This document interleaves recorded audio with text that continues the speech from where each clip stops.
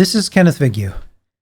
Starting tomorrow, the American Heart Association asked the Fallout for Hope team to support their Pride Month campaign to bring more awareness to the fact that heart disease disproportionately impacts the LGBTQIA+ community in a way I didn't even know. They'll be bringing Pride to Fallout for an amazing cause. But I want to speak to something else, and bear with me, because before you click away, I'm begging you to just listen for a few minutes. This is a month traditionally filled with both laughter as well as tears, as it tends to polarize us into corners.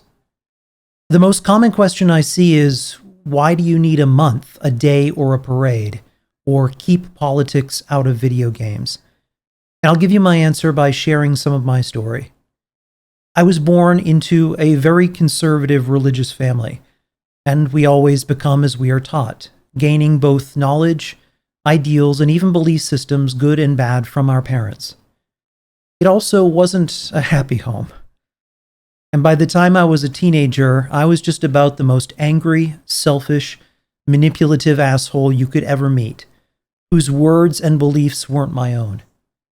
At the age of 16, to no one's shock more than my own, I realized I'd fallen in love with my best friend, despite having a long-term girlfriend, and my entire world upended in an instant. That realization and the fear of admitting that to myself, much less others finding out, made me even more angry and an even bigger asshole. It took me another 4 years of confusion, anger, self-hatred, and questioning before my father finally found out about me, after learning about someone I was dating at the time. The words he said to me that night I never forgot, and I'm not going to repeat. But it ended with me being thrown out of the house, and I was on my own. No help to get into college, no job, and no prospects. I would spend the next year sleeping on my grandmother's couch in senior housing, who, although she didn't understand, she did her best to try.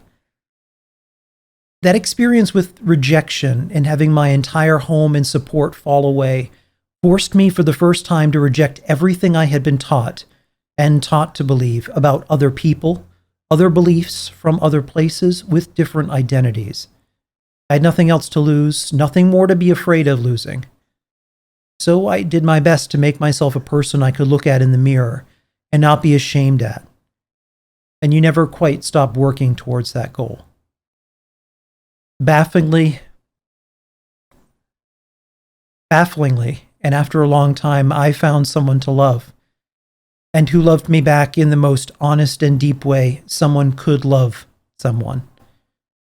I cried when we finished our wedding vows, not out of happiness, but because after the journey I'd been on and considering where I started, I never ever thought someone would or could love me. No one chooses this. It isn't a fad, a phase, or a trend. In 20 years out of the closet, I've yet to meet someone, anyone, whose experience has been fun. It's incredibly lonely, particularly when you're young. And I think many of us surround ourselves with people and parties because we like to forget that loneliness for a bit, in the same way anyone else does. But loneliness and identity aren't mutually exclusive. I've been thinking a lot about social media and the world that we have moving so fast and becoming so big. It's paradoxically made us feel more alone. And in our loneliness, a deep anger grows. So many people feel isolated. And a sense of belonging is so important to our happiness and identity. We all want to feel like we fit in, whether it's part of a family, church, or town.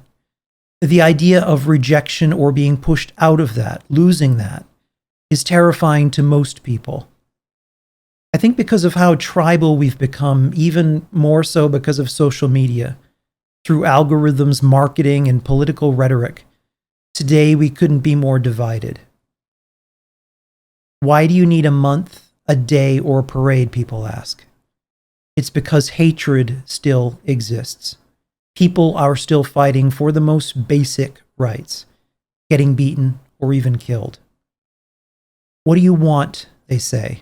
What is your agenda?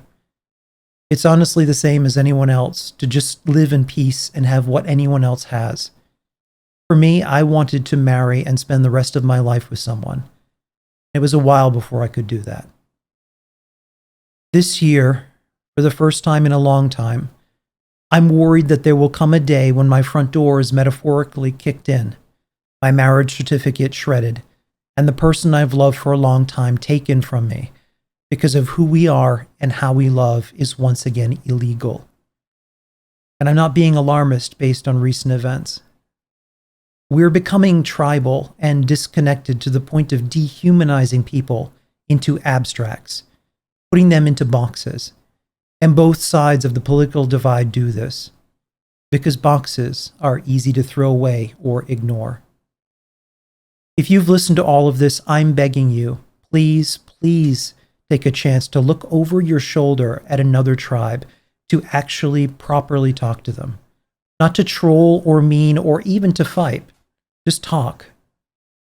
If you don't know an LGBTQIA+ person, or on the other side, if you've never talked to someone of faith, find a way. Or if you have questions, talk to me. I will talk to anyone.